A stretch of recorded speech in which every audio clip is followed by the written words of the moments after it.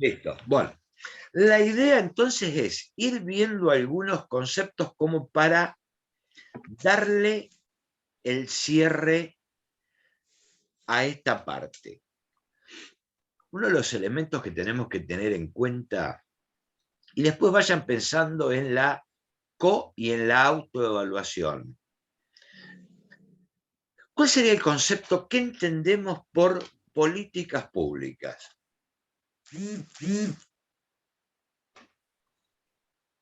¿Tenemos más o menos claro eso?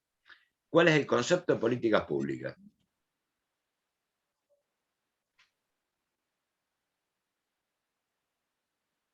¿Sería todo lo que el gobierno decide hacer o no hacer? Exactamente. Todo lo que los gobiernos deciden hacer o no. Para eso existe en el lenguaje técnico el concepto de agenda. Uno es una agenda política, hablamos de agenda gubernamental, y también los medios pueden llegar o no, que me parece que sí, a fijar la agenda. Ejemplo, no sé si son, o el accionar de la sociedad civil. Plano educativo, que tiene que ver con la agenda, y esto es una opinión muy mía que la podemos compartir o no, porque podemos llegar a tener distintos puntos de vista, es la presencialidad, la no presencialidad. ¿No les parece que en la agenda de gobierno hay una presión para volver a la presencialidad? Ese es un ejemplo concreto. ¿Puede ser? No puede ser.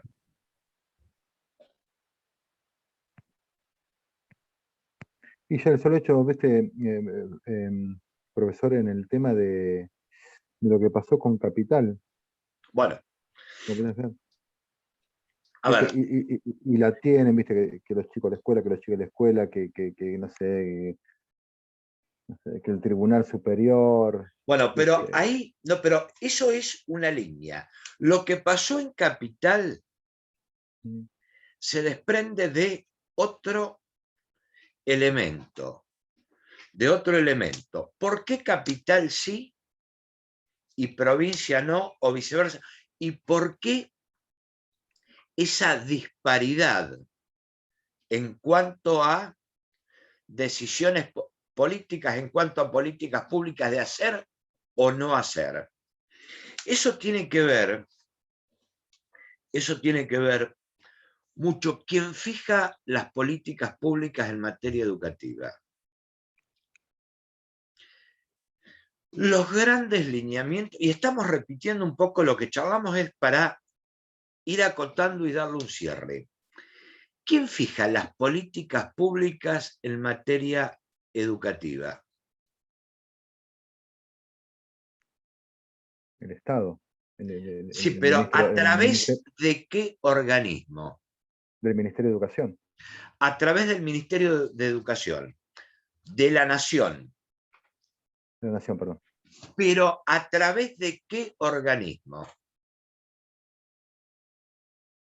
Es un organismo colegiado. Hablamos concretamente del Consejo Superior de Educación. Consejo Federal de Educación. Federal, perdón. Que es presidido por el ministro nacional, y el pleno está integrado por todos los ministros de las provincias.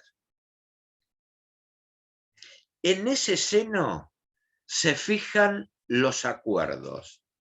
Después, cada provincia lo implementa, ¿o no? Ahí caemos en el concepto de políticas públicas de deciden hacer o no hacer. ¿Por qué pasa eso? Eso tiene que ver con la organización política jurídica de nuestro país. Federalismo, tomado de los pelos o no, Pero bueno, es la administración de la educación, es una facultad no delegada a la nación. Es lo que tenemos que tener en claro. En este momento, quien tiene la jurisdicción educativa o el mandato educativo son las provincias. La provincia. Previo a la ley federal y previo a la ley de transferencias, que estamos hablando de el gobierno de Menem, se compartía en un mismo territorio dos jurisdicciones. Por un lado estaban las escuelas nacionales, dependientes del Ministerio Nacional, y por el otro lado estaban las escuelas, estoy hablando del caso de la provincia de Buenos Aires, que se puede trasladar a cualquier jurisdicción, el caso de las escuelas provinciales que dependían del Ministerio Provincial. En el caso de la provincia de Buenos Aires se llama Dirección General de Cultura y Educación. ¿Qué hace la ley federal y la ley de transferencia?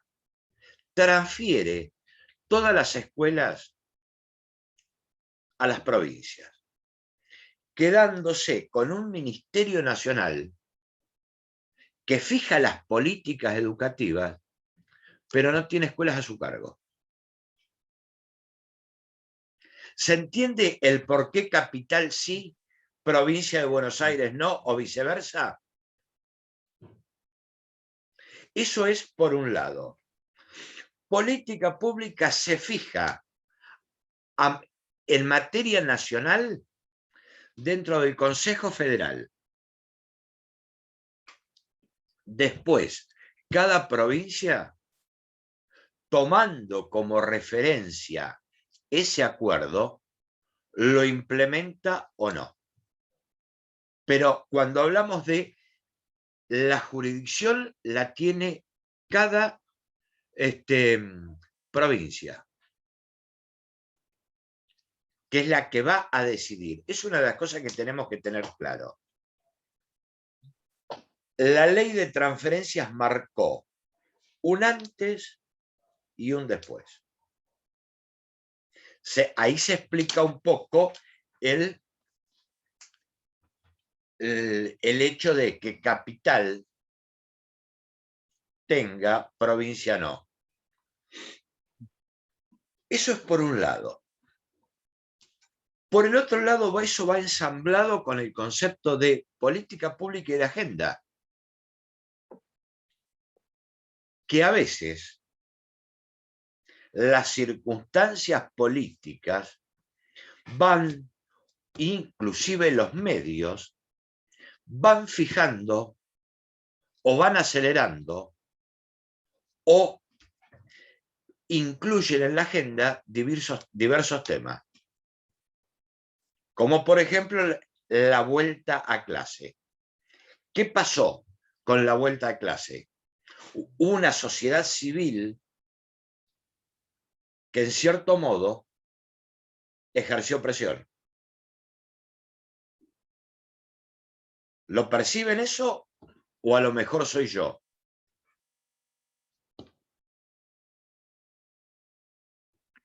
Te lo hablo como papá. Sí. Sí, por supuesto. A lo que yo iba, profesor, era en tema de cuando nombré capital, de la gran influencia que decía, no, que los chicos tienen que estar en... Yo dije capital por decir capital, pero puede ser cualquier ejemplo, ¿no? Que los chicos tienen que estar en escuela, que la escuela tiene que ser presencial. Se escuchaba a la mañana, a la tarde, a la noche, por diario, revista, Facebook, Instagram, por todos lados. A eso es lo que yo iba. Entonces, claro, eso para mí es una pequeña presión. ¿Pequeña?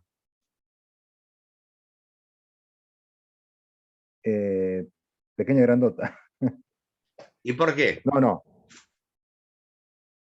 Y imagínate, no sé, en el caso mío, es un ejemplo, me levanto a 6 de la mañana, pongo la televisión, los chicos tienen que estar en la escuela. Tengo a la 1 al mediodía, perdón, entre mañana siempre voy escuchando la radio, los chicos tienen que estar en la escuela. Llego a mi casa, pongo el noticiero. ¿Qué es lo que te dicen? Los chicos tienen que estar en la escuela. Voy a laburar, vengo de vuelta. En la tarde escucho también la radio, escucho de vuelta. Y los chicos tienen que estar en la escuela, que hablan con un sociólogo, con un psicólogo, a la cena, lo mismo. Llega un momento, claro, pues sí. Digamos, me parece inconscientemente, no sé cómo se llama, cómo decirlo, ¿no? Pero inconscientemente eso afecta, claro. Es una presión Una presión, por repetición, sobre, como se diga. es con argumentos o no, podemos estar de acuerdo o no, pero es esa presión que se está ejerciendo sobre la agencia, sobre la agenda gubernamental. Después podemos estar, depende de la ideología o depende de la concepción que tenga cada uno. Pero hay una presión sobre la agenda, que eso hace virar o cambiar las políticas públicas. Y también esa agenda puede estar o no en función de que sea o no un año electoral. Claro, en septiembre. A ver,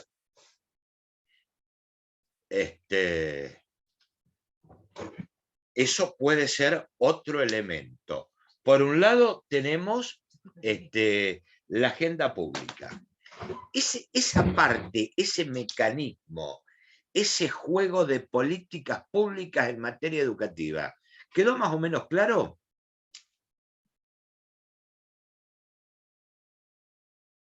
Sí, yo lo comprendo. Está bien. Yo. Está bien, ¿no? Sí, acá la idea.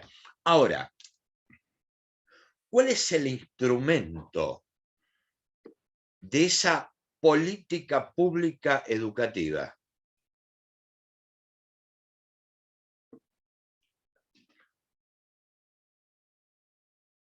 Más allá de la Ley Nacional de Educación, Ley de Educación Superior, todas las resoluciones que se emanan de ese Consejo Federal, que se trasladan a las provincias, más allá de la ley provincial, la política educativa se fija o se plasma o se impone o se baja a través de lo que nosotros conocemos con el nombre de currículum. Currículum. Que no puede ser un cuerpo único, sino se compone por varias decisiones políticas a través de resoluciones, a través de decretos, que van fijando las pautas de esa política educativa. ¿De qué se compone el currículum? El currículum primero es una decisión política en cuanto a qué enseñar y qué no enseñar, atravesado por lo que la sociedad considera cuáles son las pautas culturales y cuáles son los saberes socialmente válidos o que la sociedad necesita.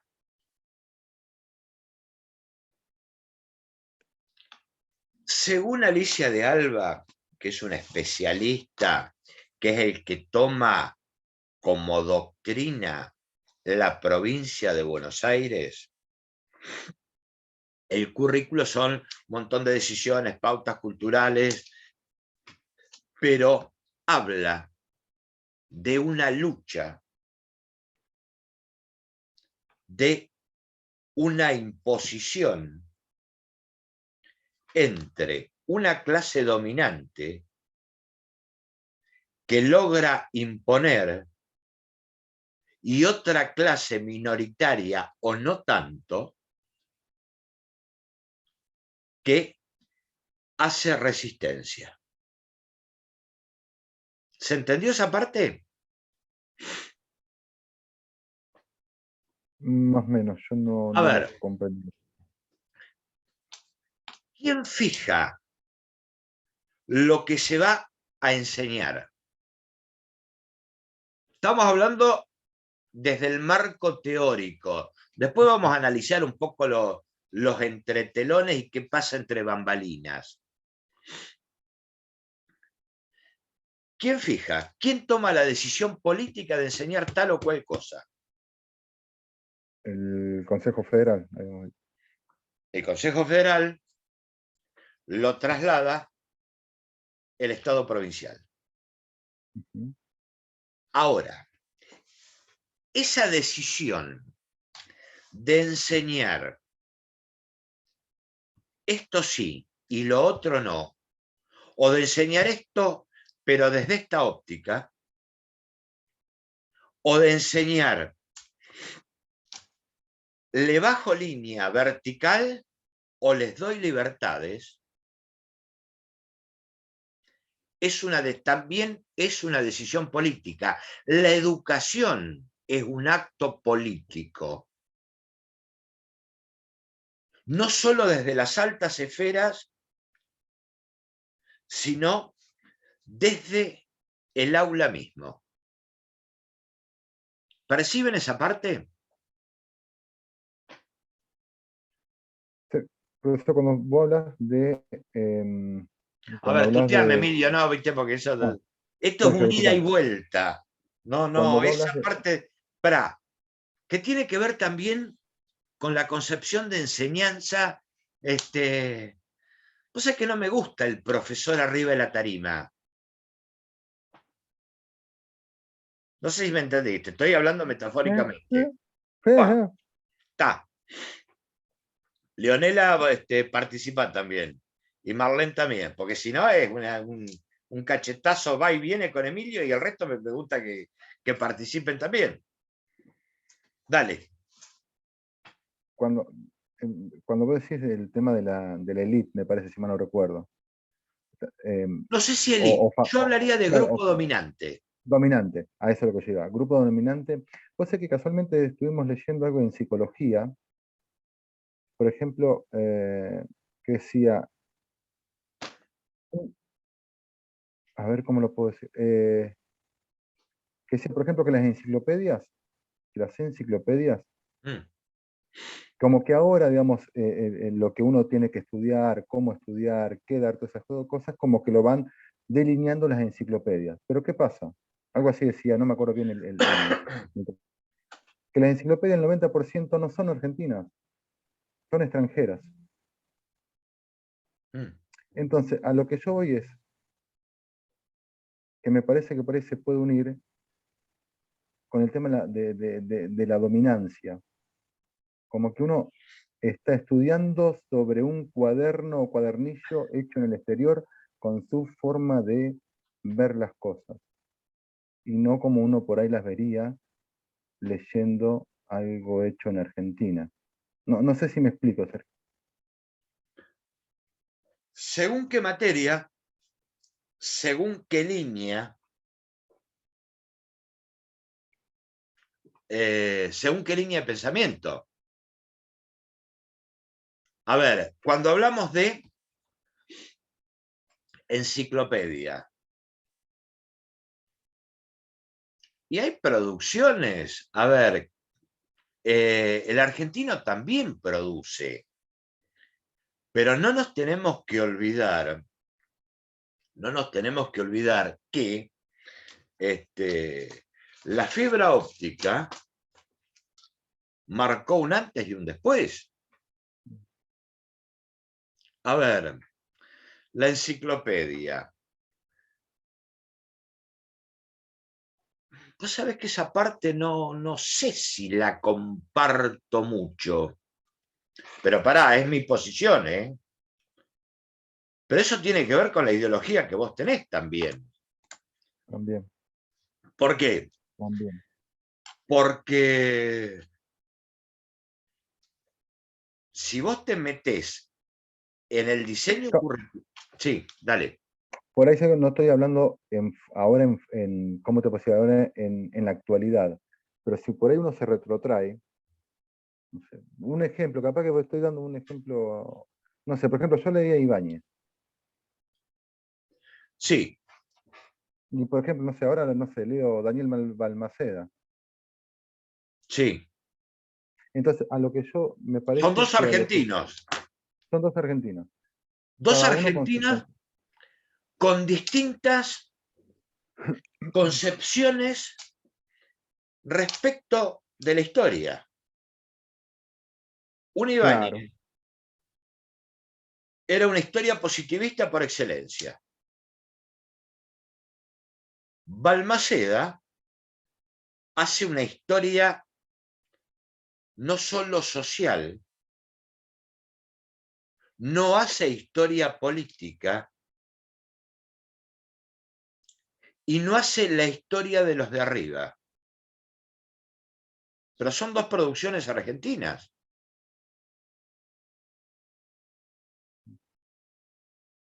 Ahora, no sé si la enciclopedia, es decir, estaba la enciclopedia que marcaban un poco tendencias, la Labor, es Pasacalpe, la enciclopedia británica. Son líneas de pensamiento, no sé, vos sabés que esa parte no la comparto, pero no la comparto yo desde lo personal. no. Ajá. No la comparto yo desde lo personal, puede ser. Pero depende, obvio que depende de la ideología. A ver, Alicia de Alba, que es la musa inspiradora de la concepción curricular, es mexicana, que lo toma la provincia de Buenos Aires. Quien, a ver, habla de esa concepción, habla de una lucha con un tinte ideológico marcado. Y acá vamos a hacer un paralelo, y estamos repitiendo un poco lo que dimos, pero es para que fijar. Tiene que ver también con la concepción curricular, y ahí les voy a pedir la opinión a ustedes, a ver qué opinan. Es la concepción curricular que se tenga.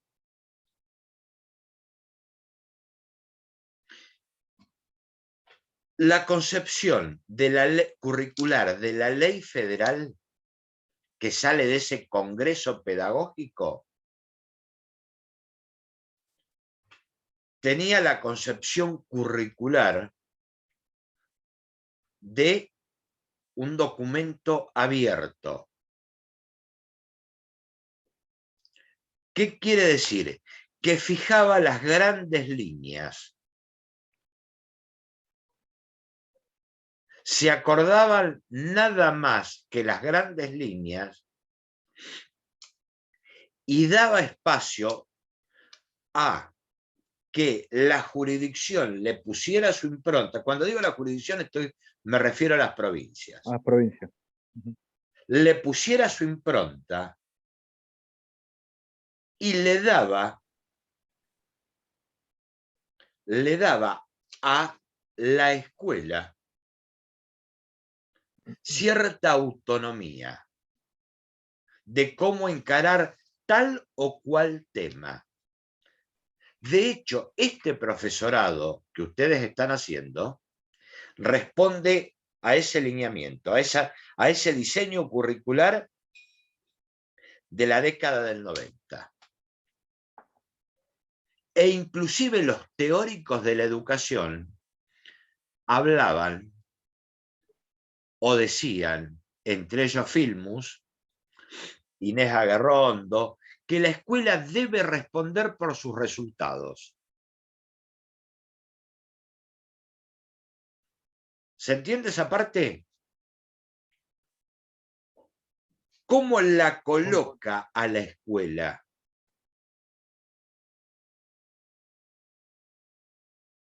Por los resultados que... no entiendo eso, Sergio. Los resultados en cuanto a notas, a cómo sale el chico preparado. Exactamente. Una cosa es la nota. Eso respondía a la ley federal, que esa ley federal se implementa en la provincia de Buenos Aires con una educación general básica que de hecho fracasa, o no, con una escuela de educación general básica de 9 años, dividida en 3 ciclos, primer y segundo ciclo, y tercer ciclo que lo tomaba el séptimo de primaria y el primero y segundo de secundaria. Esa tenía una concepción de política curricular abierta. Y la educación secundaria, el último tramo de segundo año, tenía doble función. Propedéutica, propedéutica quiere decir preparatoria para estudios superiores, y terminal. Te preparaba para el mundo del trabajo. Esa era la concepción que tenía. ¿Tuvo muchas resistencias? Ninguna duda. Hubo mucha presión de determinados gremios y a tal punto me parece que esa transformación educativa la hicimos fracasar nosotros mismos los docentes. ¿Por qué? Porque hacíamos lo mismo con distinto nombre. Bueno. Ahora, ese modelo, ¿a qué respondía? ¿A qué concepción política o a qué concepción del mundo? Si la escuela debe responder por los resultados, ¿es asociable con la ley de oferta y demanda? ¿Es asociable con equiparar la escuela al mercado?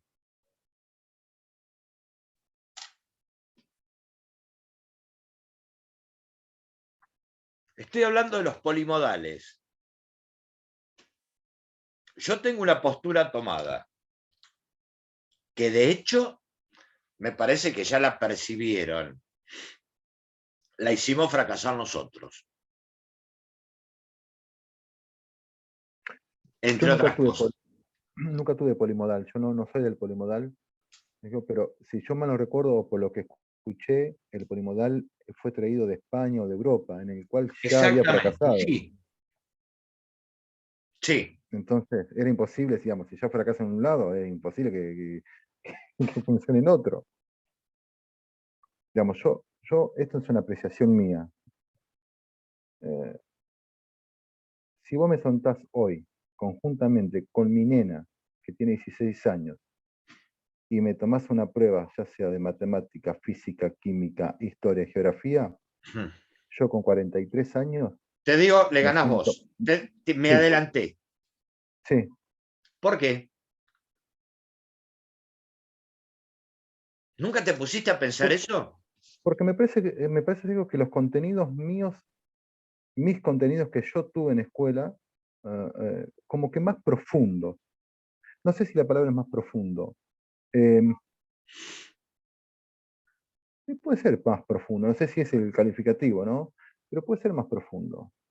Eh, yo, yo o la forma de enseñar de los profesores, la verdad que Pará, no pará, sé. pará, pará, pará. No si mezclas el agua con el aceite, lo agitás, puede aparecer que se emulsionan, pero tengo mis dudas. Ahí vamos a separar las aguas. Si vos me Sí, preguntás a mí, en los contenidos que conozco, pero son los mismos.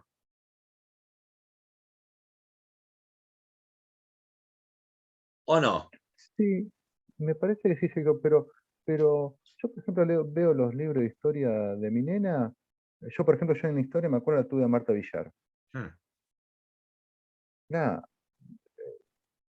Pito, fue una profesora, una señora profesora. ¿O no? Y, ¿O o no? no, para mí, para ¿O mí, para no? mí, para Bueno, mí, por ¿eh? eso te Para digo. mí, para mí. No, no tengo nada, no la quiero Este, mucho, Marta, ojo, no, no. Por eso te digo eh, no, eh, para generar un poco de y bollo. yo me acuerdo que, me acuerdo, no todo, ¿no? Aparte, bueno, la historia me gustaba, ¿no? Pero lo que yo, digamos, recuerdo haber visto en la secundaria, cuando yo iba con Marta, con el libro y baño, lo que sea, yo ahora veo un libro, Sergio, y nada, veo 4 renglones. Por ejemplo, no sé, un ejemplo, no sé, la Guerra de Malvinas. 4 renglones y ya terminó. Ni por qué, ni cuándo, ni dónde, ni cómo, nada, nada, nada, nada, nada. Es una abreviación de lo que, de otro libro. No lo entiendo. La verdad que no lo logro entender. No lo logro entender. Como que todo, viste, muy por arriba. No le encuentro, digamos, la profundidad del tema. Yo. ¿Y eso qué significa? ¿Cuál es el concepto de política pública?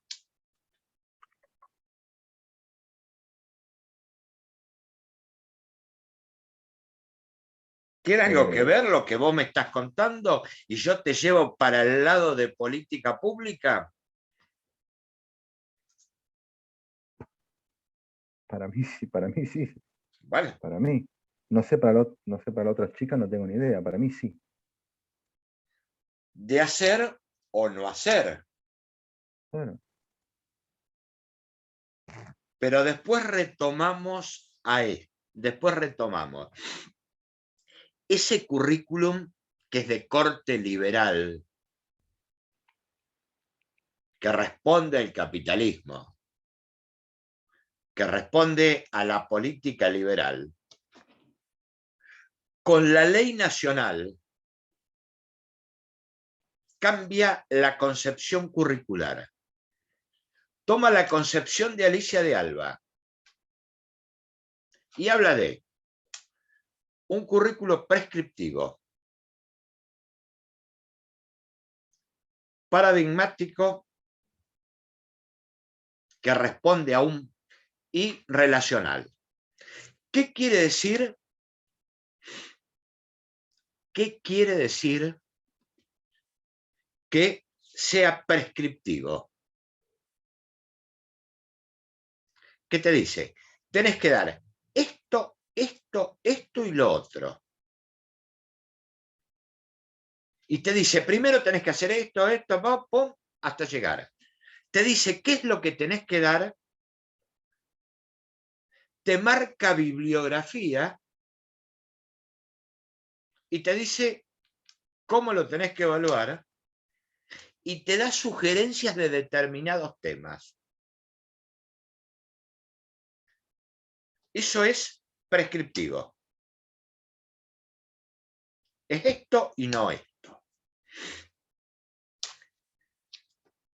paradigmático que responde a un modelo de paradigma. ¿Qué es un paradigma? Es un conjunto de ideas socialmente válidas, aceptadas.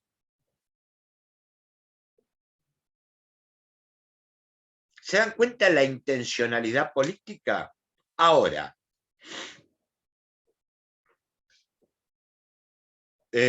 coincido con vos, coincido con Emilio, pero nosotros ya estamos, yo un poco más que vos, un poco bastante, pero ya estamos viendo la cosa de todo tiempo pasado fue mejor. Ahora, Marlene, tu opinión, ¿coincidís con Emilio?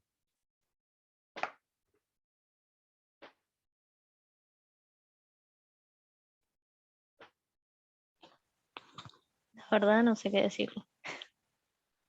Bueno, pero hay que jugarse acá. Y antes de avanzar, te voy a contar algo. Yo arranqué dando clase de historia en escuela técnica, daba historia argentina en tercer año. Arranqué. Y voy a dar nombre, y un poco estoy ratificando lo que vos decís. 10 años después, un chico que fue alumno mío, Sánchez de apellido, el Colorado, sí, Colorado, uno rubiecito, Nicolás Sánchez, que no sé si tiene tu edad, pero pega en el palo. Bueno, agarra unos apuntes míos que yo estaba dando en el profesorado de historia en Varadero, y así textuales palabras me dice: vos sos un hijo de puta, a nosotros nos mataste. Estás dando menos que nos diste a nosotros en la escuela técnica. ¿Qué está pasando?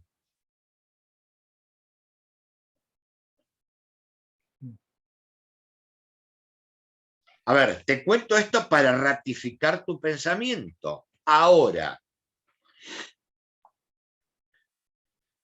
me parece que ahí es responsabilidad compartida.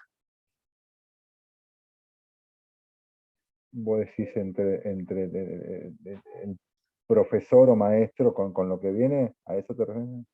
Y la política pública. Y la política pública, perdón. Ninguna duda.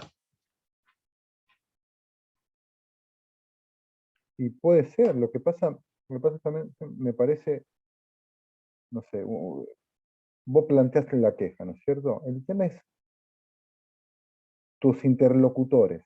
Vos planteas una queja arriba, no sé, a un director, un inspector, che, mira que esto no va. Después, el interlocutor tuyo, de donde vos estás, hacia arriba, digamos, dice lo que dicen las bases. Pero también te digo, más allá de un currículum prescriptivo,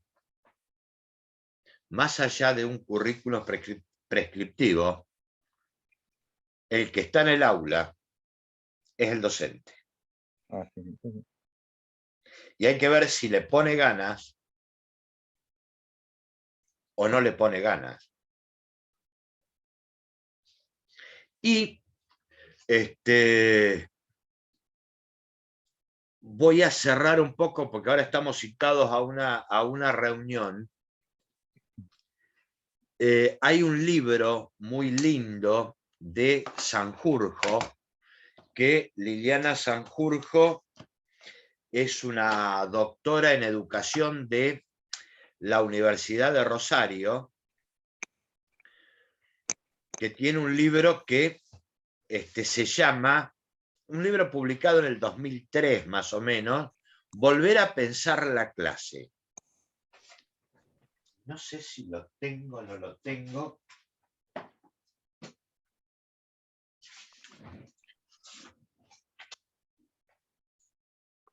¿Se alcanza a ver? sí. Bueno,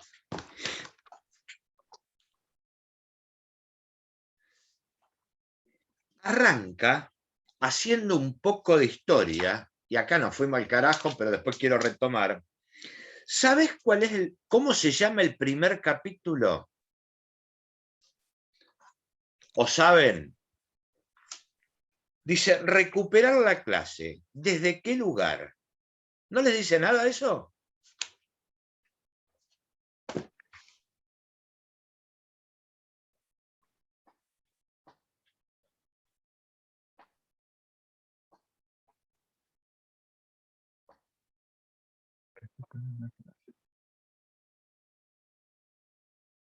¿Y?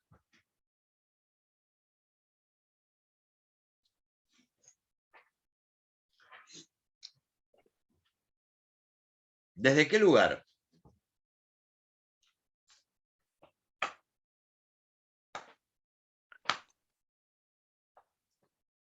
¿Desde la escuela? No, no lo sé, te pregunto a vos. También, o desde la familia.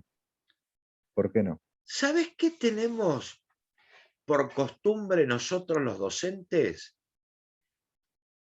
Siempre le echamos la culpa al de al lado. Siempre tiene la culpa, la tiene la familia. El chico que es vago.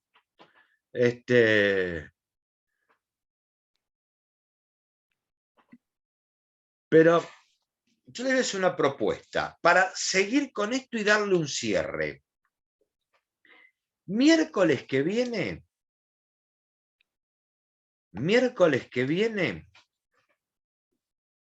vamos a seguir con esto. Vamos a dejar sociología y la retomamos la otra. Quiero seguir un poco reflexionando y avanzando un poco en esto. Y también les voy a tirar a los que están una especie de autoevaluación. ¿Qué aprendí, qué no aprendí?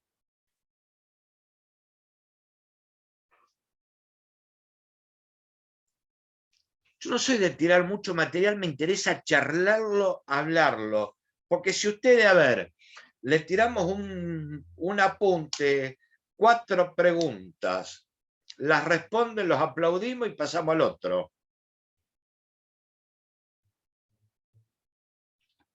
Esto que estoy diciendo ahora no tiene nada de inocente de parte mía.